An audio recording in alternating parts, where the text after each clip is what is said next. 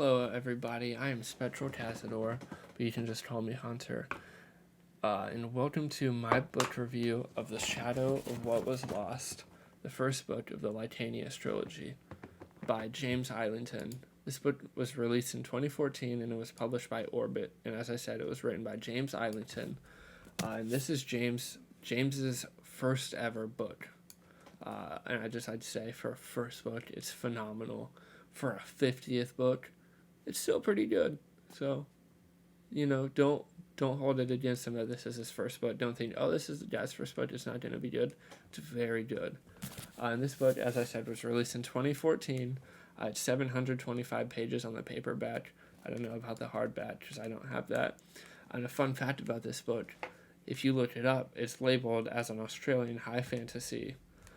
Which is weird because I didn't know that Australia had its own genre of fantasy. So congratulations. But it being an Australian high fantasy, it was kind of annoying because I had to read the whole thing upside down. It was pretty inconvenient. But anyway, so this book follows our four main characters, Davian, Weir, Asha, and Caden. So Weir and Asha are these magic users called Gifted, and they use this magic system called Essence. In Essence, it's a pretty standard magic system. Shoot fireballs, made a lot of cool lights and stuff, icicles, lightning, healing, just standard magic system. And then Davian and Caden are both called, these magic users called augurs. And there's 13 augurs at any given time. And these augurs are incredibly powerful magic users.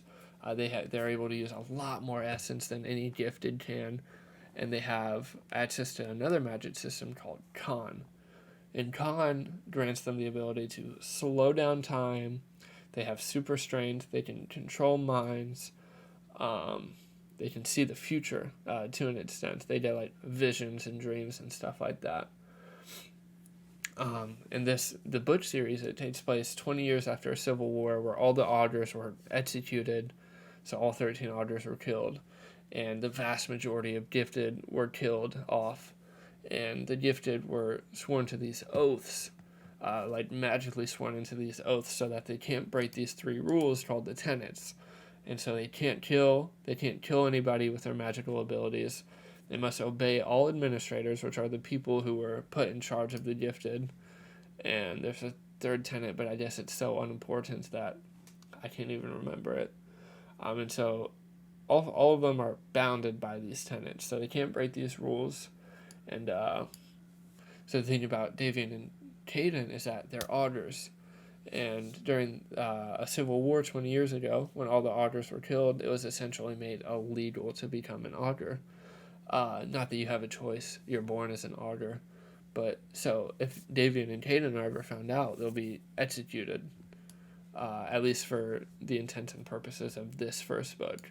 So they have to keep it pretty hush-hush. So this book follows these four on their journey to stop this army sent by this evil, super powerful augur named Arcane David. They're traveling around, and they're helped by this elder named Terrasar. They're trying to tell everybody, hey, there's this army coming, it's going to destroy the capital. But nobody really listens to them. And so eventually, surprise, surprise, this army makes it to the capital. It essentially beats multiple armies of this main country, Indara.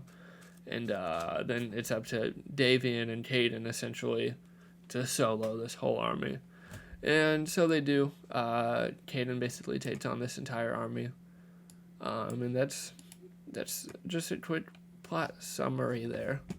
Alright, so let me get into just some things that I really liked about this book. First of all, I'd like to say to the author, to anyone wanting to read this, like I said earlier, this book is incredible for a first book by an author. Like, you could never tell. If you didn't know that this was his first book, you probably wouldn't ever know. And of course, it's his first book. There's some mistakes that he made. But overall, it's very good. In this book, specifically in the first book, this is a trilogy. All the characters are really well developed. They're all likable. They're a little tropey, they're all overly moral. They're I don't know. There's some tropes going on, but that's not a problem. It's fantasy. There's always tropes. You gotta follow the rules of fantasy after all. The world building is done pretty freaking well.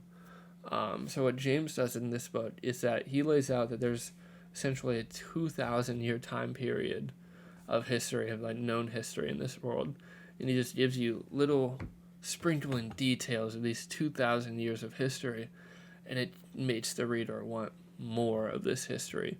And it's really nice. It's really good world building. Of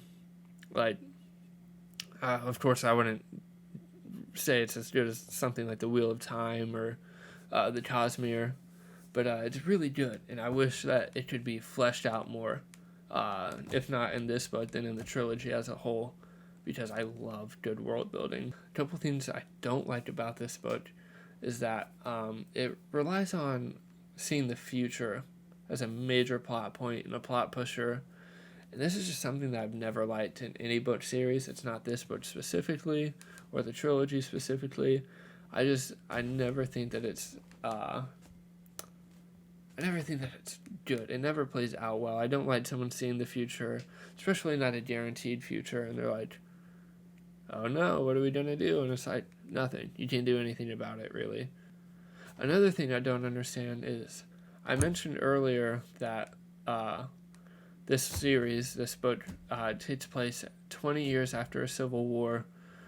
And like I said, the Gifted are bound by these tenets. All the Augurs are dead, except for the new generation that's cropping up, like Davian and Caden.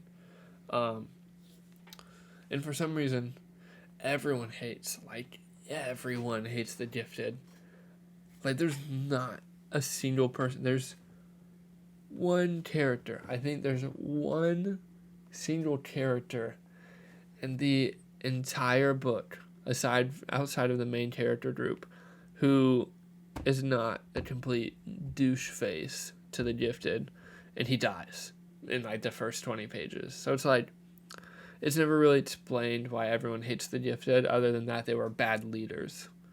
It's like 20 years have passed. Like, did nobody have a best friend who was a Gifted before the Civil War? Like, I don't know. I don't get it. It was kind of not really explained very well. And going along with that is that the cultures, so there's two countries in this book specifically. In the first book, there's two major countries. There's Endara, where the vast majority of the book takes place. That's where the Gifted are allowed to live in their kind of small refuges, and that's where all the Augurs were killed off. Then there's another country, what was it called? Desriel, I think, where it's fully illegal to be a Gifted. If you're a Gifted, you're executed. But it's like the cultures aren't any different. Like, it's these two countries who hate each other. Like, they're talked about like they're opposites. Like, they're huge enemies and they hate each other. But I find it hard to find any differences between these two countries. They all hate the Gifted. They all hate the Augurs. And that's about as much cultural building as we get. So I'd like to have fleshed out more the cultures of the different countries, even of just the main country. Like, other than we hate the Gifted, we killed the Augurs, we don't really know anything. Like, there's no culture going on. But other than that, this book was actually really good. Great job, James, for your first book. It was incredible. I really liked it. I know I'm coming out with this video 8 years too late, so you're never going to see this. You're not going to look at this and be like, oh, thank you, Hunter. But overall, I'm going to rate the book as a pretty good, and it's a really good setup for the rest of the trilogy. So I'd like to thank you all for coming out and watching this video, and leave that like and subscribe, and I will catch you in the next video.